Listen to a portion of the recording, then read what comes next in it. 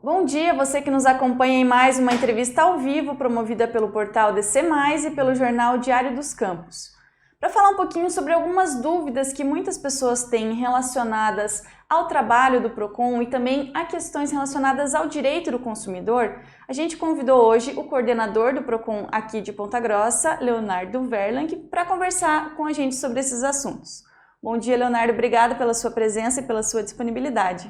Bom dia, eu que agradeço. É sempre importante, o PROCON estar nos meios para poder esclarecer a população do trabalho que está sendo realizado e também tentar esclarecer as dúvidas que de fato têm se apresentado cada vez de forma mais forte. Então, ano passado com a pandemia, todos aqueles contratos de prestação continuada e o combustível que continua aí sempre dando pano para manga para a gente ter que discutir e trabalhar sobre esse assunto.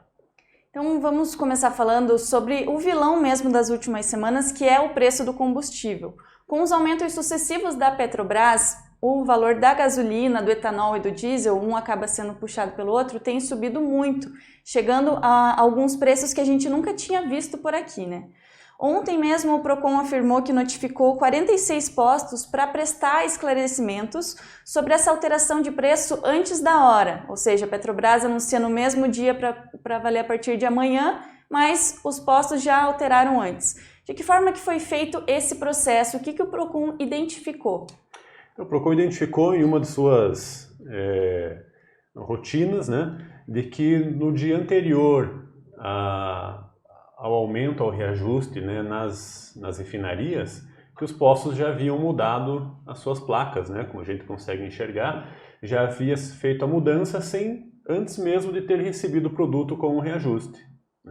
Então o PROCON agora, já ciente dessa prática, estamos buscando através de comprovação se de fato já foi feita a venda desse produto com o preço alterado antes do recebimento do combustível reajustado, ou se ele foi já preparar para o dia seguinte. Obviamente que, em não havendo justificativa para essa elevação do preço anterior ao reajuste, nós caímos naquele ditado popular, que diz lá do preço abusivo, que dentro da lei nós chamamos de aumento injustificado do preço, que está lá no artigo 39 do Código de Defesa do Consumidor.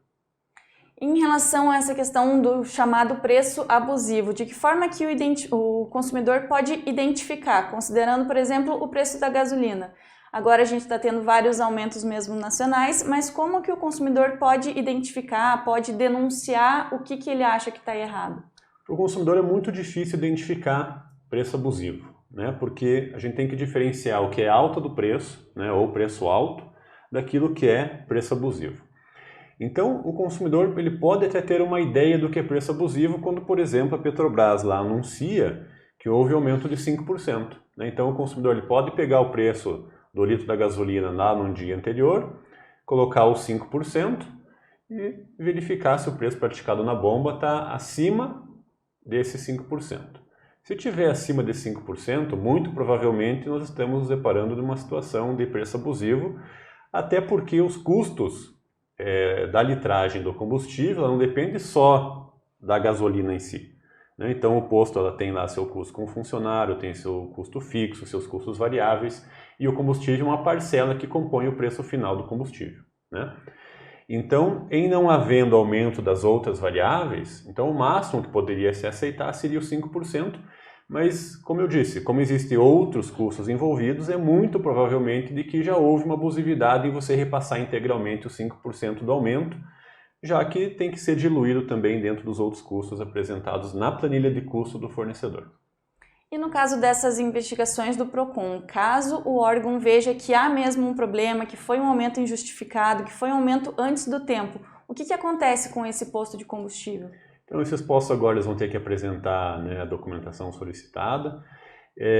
Esse processo ele é convertido num processo administrativo e ele vai fatalmente, caso reconhecido o preço abusivo, ser sancionado financeiramente. Então, as multas iniciam perto de R$700, que é o valor mínimo previsto lá no Código de Defesa do Consumidor, podendo chegar até R$3 milhões, caso a empresa seja de grande porte, que a lesão seja de fato grande e seja para o universo de consumidores que nós não conseguimos identificar, que é a questão do posto. Então nós tratamos isso de interesses difusos, então nós não conseguimos identificar quais são os consumidores impactados, então a gravidade para esse tipo de infração ela é multiplicada por muito, né? E acaba fazendo com que essas multas saiam dessa pena base, desse mínimo legal e passem a chegar a esses valores bem altos. Então, a orientação do PROCON sempre é que o fornecedor trate o consumidor com honestidade, com clareza, né, com informação, para que nós não precisamos, então, aplicar multa e sancionar esses fornecedores. Em relação às denúncias, a população pode denunciar quando vê um caso assim de um aumento antes da hora, um aumento muito mais alto do que o que foi anunciado? Sim, pode sim. Né? É importante sempre o consumidor, hoje todo mundo tem um smartphone, né, fazer o registro disso. Né? Ou ter, por exemplo, nota fiscal, né, e nos encaminhar a foto da nota fiscal, que nos facilita bastante o trabalho, porque daí nós já temos a materialidade, né, da infração na nossa frente. E com aquilo ali a gente já consegue solicitar para o fornecedor, então, a apresentação da defesa, e caso fique comprovado mesmo a elevação injustificada do preço, nós já aplicamos a sanção. Esse procedimento que nós abrimos pelo PROCON, ele é um pouco mais demorado, né? Mas no final das contas ele acaba tendo o mesmo resultado prático, que é a aplicação ou não da sanção administrativa. E falando um pouquinho agora também sobre outros produtos, por exemplo, produtos de mercado que a gente percebe, a gente vê inclusive fazendo diversas reportagens sobre o aumento expressivo dos preços de um ano para cá, né, por conta da pandemia e diversos outros fatores. E também aos ovos de Páscoa, que agora já chegaram às gôndolas. Como que o consumidor pode ficar de olho? Como que ele pode saber ali o que está dentro do preço justo e o que o pessoal está tentando se aproveitar? Então, nos alimentos é ainda mais difícil do que o combustível, né? Porque o combustível ainda é um mercado regulado, então nós temos a notícia da porcentagem de aumento, então essa informação para o consumidor ela acaba chegando de maneira um pouco mais clara.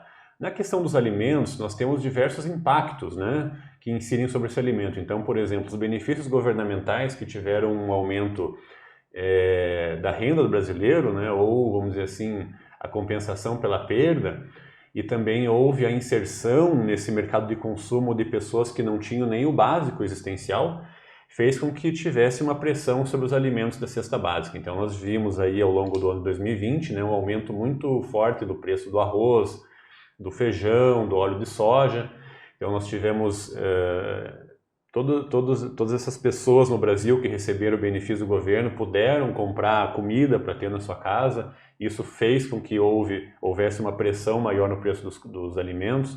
Nós também tivemos o aumento da exportação desses produtos, principalmente da China, né, que veio no Rio Grande do Sul, Paraná, já adquiriu safra de 2021, 2022, então isso também fez com que o preço se eleve, porque é a lei da oferta e da procura, né? Então a Bolsa de Chicago hoje ela traz aí a informação de preço, né? Essa questão da negociação, para onde que o preço vai, se ele sobe, se ele desce. Então, o mercado ele é muito dinâmico, né? Então, a produção, por exemplo, que houve um impacto nos Estados Unidos, ela impacta no Brasil, a produção da Argentina, do Uruguai também impacta o preço no Brasil. Então, nós vivemos, de fato, num mundo globalizado em que as respostas não são fáceis, né? Então, o trabalho do PROCON, de fato, tem que ser muito técnico, muito bem embasado, para que a gente possa, de fato, reconhecer essas abusividades de mercado, né? Mas o PROCON Ponta Grossa ele está sempre ligado em todas essas questões, então nós temos uma aproximação muito grande com a Senacom, com a Secretaria Nacional do Consumidor, que é um órgão lá do Ministério da Justiça. Então, ano passado, por exemplo,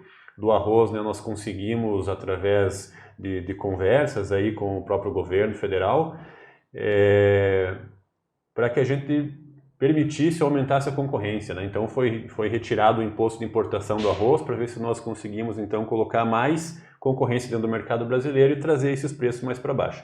Então sempre que nós estamos nos deparando aí com aumentos setoriais de preço, nós temos utilizado muito o diálogo para que a gente consiga então trazer, né, em maneira não só local, microeconômica, mas um pouco mais macro, na solução dessas demandas que chegam para todos os consumidores, né? Seja de baixa, média ou alta renda, todos estão sendo impactados, todos estão sofrendo com as altas dos produtos no mercado.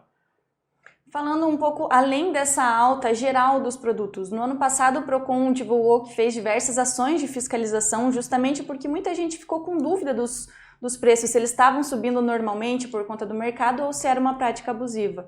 Foi identificada alguma prática abusiva mesmo de alta nos preços aqui em Ponta Grossa no ano passado? Então, nós recebemos, não vou falar milhões, mas milhares de documentos, né? Então, nós basicamente enchemos uma sala inteira com documentos que nós recebemos dos mercados, então o processo de análise ainda está ocorrendo, né?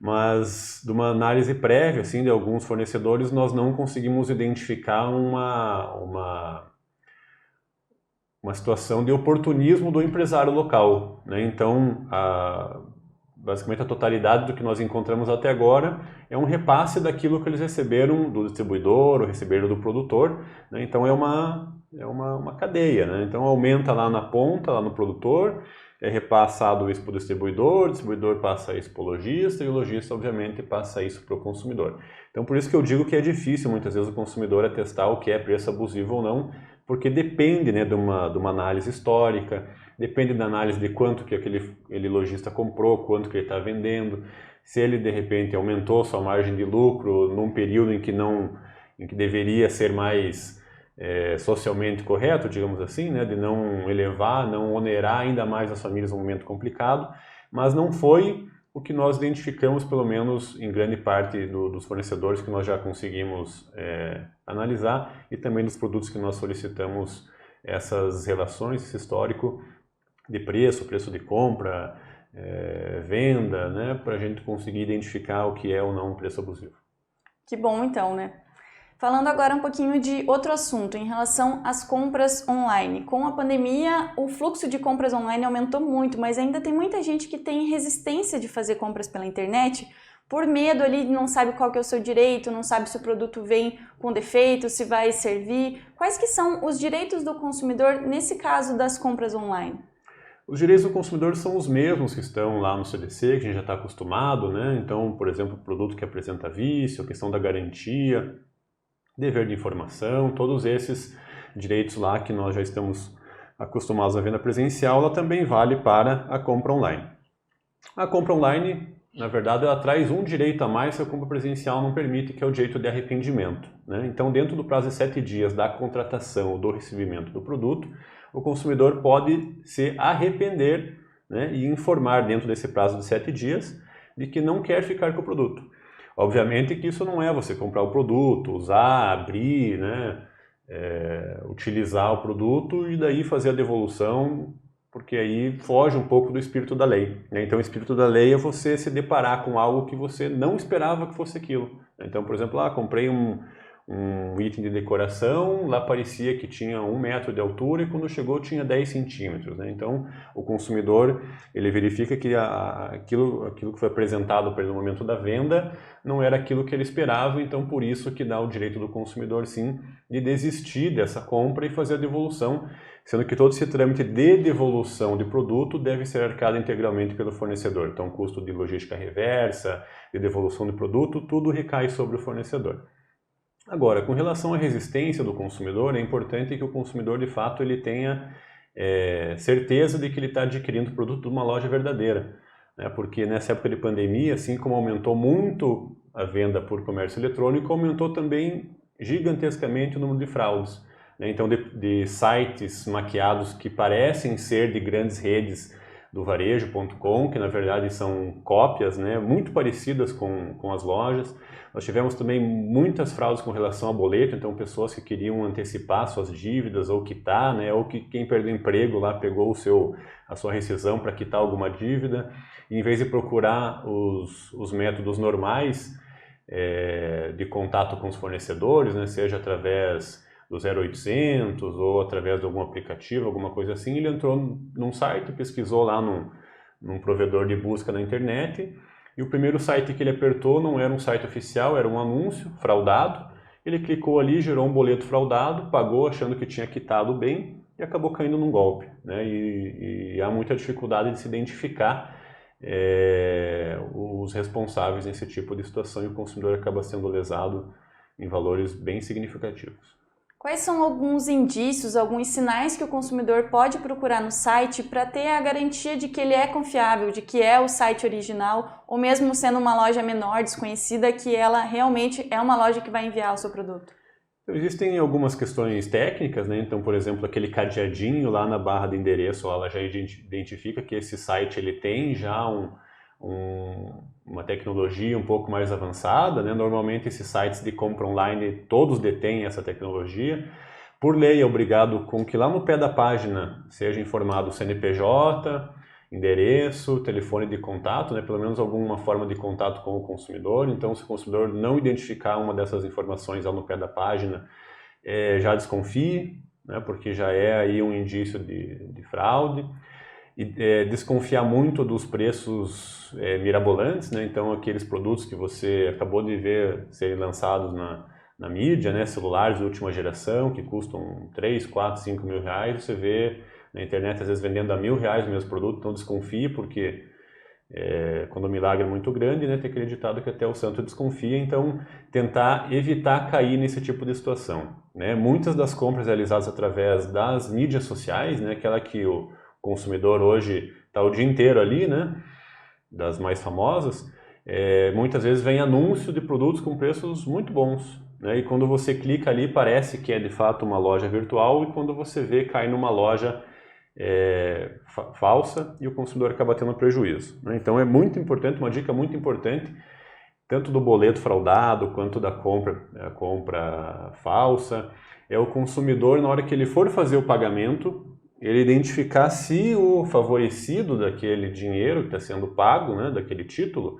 é de fato o beneficiário. Então vamos dizer lá, o financiamento é do banco X. Quando eu vou pagar, está escrito lá, favorecido agora para o pagamento, José da Silva Santos Júnior Bezerra. Então o consumidor já consegue identificar, fala, opa, mas se eu tenho financiamento com o banco X e está indo para uma pessoa física, o pagamento é alguma coisa, tem errado, está errado. Então sempre que o consumidor desconfiar que tem algo errado, não faça o pagamento, né? E as compras online é a mesma situação. O consumidor vai lá na loja, não sei, ABCD, né? Daí quando ele vai fazer o pagamento do título, aparece o nome de Maria José dos Santos Silva, né? Então, ali é mais uma forma que o consumidor consegue identificar. Fala, olha, mas é loja ABCD e aqui está o nome de uma pessoa física, uma coisa está errada, né? E daí, quando o consumidor ele consegue identificar isso e não faz a venda, ele acaba não caindo num golpe, né? Então, são essas questões, né? Por exemplo, o WhatsApp, tem muita gente recebendo boleto por WhatsApp, negociação por WhatsApp, né? Pedindo, por exemplo, dinheiro pelo WhatsApp para concluir um empréstimo. Isso são coisas que não existem, né? O consumidor tem caído muito em golpe. Então, tomar muito cuidado, sempre que desconfiar, não faça, né? Procure os meios de atendimento oficiais, dos bancos, das lojas e tudo, para tirar dúvida antes de você perder o seu dinheiro, que está bem difícil de conseguir. Uhum. E falando em atendimento digital, um terceiro assunto que eu queria tratar hoje contigo é uma questão que muita gente reclama, que são aquelas ligações de telemarketing. Muita gente tem no celular, recebe ligação o dia inteiro, muitas vezes que não são mesmo para pessoas, é uma ligação procurando outra pessoa. De que forma que o consumidor pode tentar evitar essas ligações? De que forma bloquear para não ter que ir bloqueando número por número?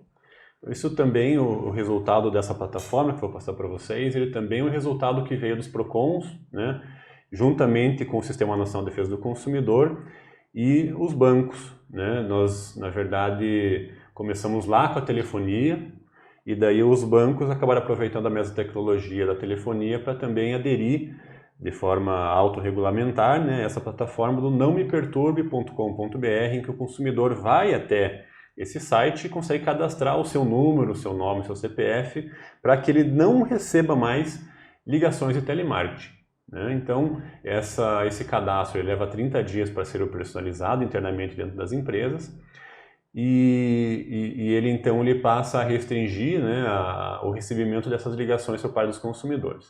Nós temos duas situações que são importantes destacar, né? A primeira é que o consumidor que está em débito, né, que está em dívida com o fornecedor, essas ligações, então, não impedem que aconteçam, né, porque é um direito do fornecedor também receber uma dívida que está em aberto para o consumidor. E caso o consumidor se depare, e aí tanto para aquela ligação justa como aquela ligação de telemarketing que o consumidor não deseja, cabe sim a reparação por indenização de danos morais junto ao juizado especial, né? Recentemente até nós encaminhamos um consumidor para o juizado especial local aqui, ele recebia mais de 25 ligações por dia, né? Então a orientação é o quê? Faz o print da tela, tenta gravar o áudio para identificar qual que é o o fornecedor que está ligando para aquele consumidor, coloca isso tudo num CDzinho, entra com o processo lá contra a empresa, né? E o pessoal tem recebido um valorzinho até bacana, aí, R$3.000 por indenização, R$5.000, então muitas vezes os fornecedores acabam não atendendo o consumidor no amor, acabam recebendo na dor, né? Não é o que a gente espera, né? Porque nós sempre buscamos a harmonização das relações de consumo, mas os excessos de fato têm que ser evitados, de fato têm que ser remediados e retirados do mercado de consumo. E o PROCON também, quando se depara, né, com esse tipo de situação, também aplica a sanção para esses fornecedores.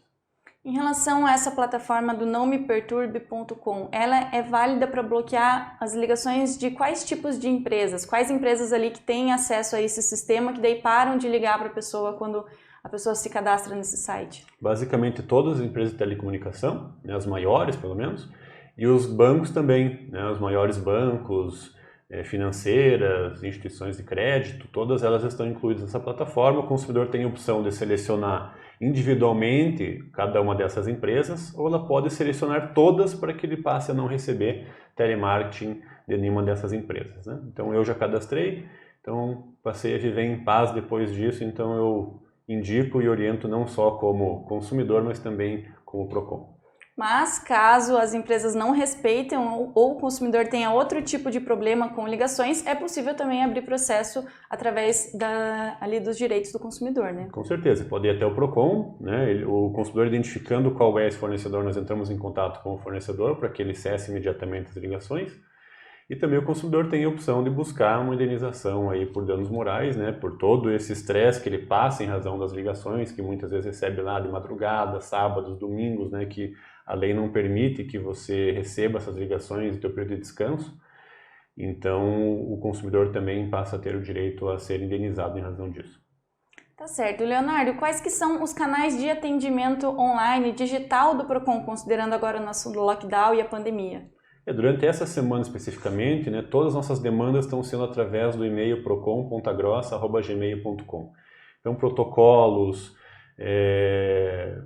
informações, dúvidas, reclamações, tudo está acontecendo através do nosso e-mail, porque como nós não estamos presentes lá, né, nós estamos todos em trabalho remoto, o telefone então nesse momento não está funcionando, a nossa linha de WhatsApp também, que ela está lá na nossa central, lá no computador também, a gente não está conseguindo fazer o acesso, então nós pedimos um pouquinho de paciência para o consumidor, né, se Deus quiser isso um dia vai passar, e nós vamos poder de novo atender integralmente o consumidor de todas aquelas formas já conhecidas, né, atendimento presencial, as audiências, tudo que foram cansados essa semana, mas se Deus quiser, talvez nas próximas semanas a gente já consiga retomar o atendimento e atender o consumidor da melhor forma. Tá certo, Leonardo, muito obrigada pela sua participação, pela sua disponibilidade de vir aqui conversar conosco. Eu que agradeço e ficamos mais uma vez à disposição, né, para tirar dúvidas e, obviamente, ao consumidor também que se sentir lesado em qualquer situação, seja do combustível, do alimento, qualquer outro que aconteça, o PROCON está de portas abertas para atender e para defender o consumidor, obviamente. Tá certo. Muito obrigada também a você que nos acompanhou até aqui. Lembrando que a entrevista fica disponível no portal DC+, e nas nossas redes sociais. Até a próxima!